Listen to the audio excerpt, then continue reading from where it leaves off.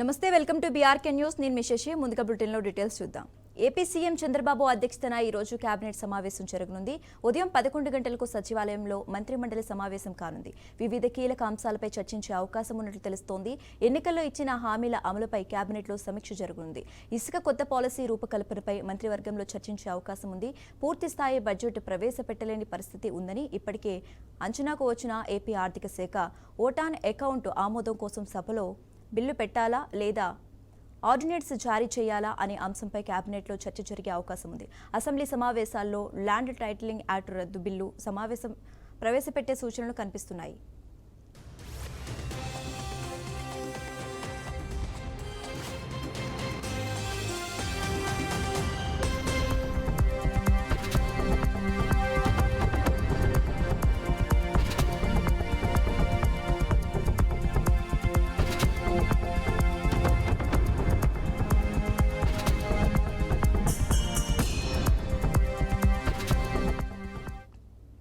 మరోవైపు గత ప్రభుత్వంలో జరిగిన అక్రమాలపై విచారణ చేసే అంశంపై కేబినెట్లో ప్రస్తావించనున్నారు.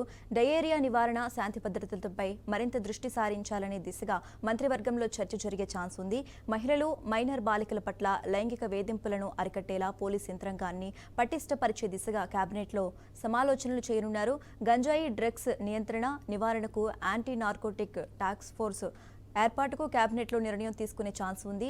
ఐజీ స్థాయి అధికారి నేతృత్వంలో ఏఎన్టీఎఫ్ ఏర్పాటు దిశగా ప్రభుత్వం నిర్ణయం తీసుకునే ఛాన్స్ ఉందంటున్నారు. వచ్చే నెల 15వ తేదీన అన్న క్యాంటీన్ల పునఃప్రారంభంపై కేబినెట్ చర్చించనున్నారు.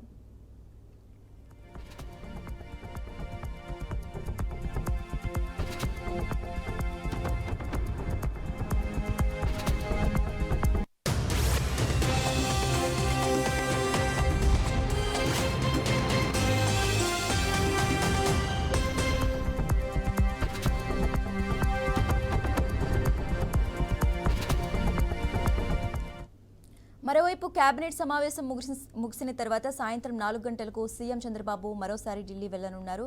కేంద్ర హోంమంత్రి అమిత్ షాతో పాటు పలువురు కేంద్ర మంత్రులతో చంద్రబాబు భేటీ కానున్నారు. రాత్రి ఢిల్లీలోనే ఆయన బస చేయనున్నారు.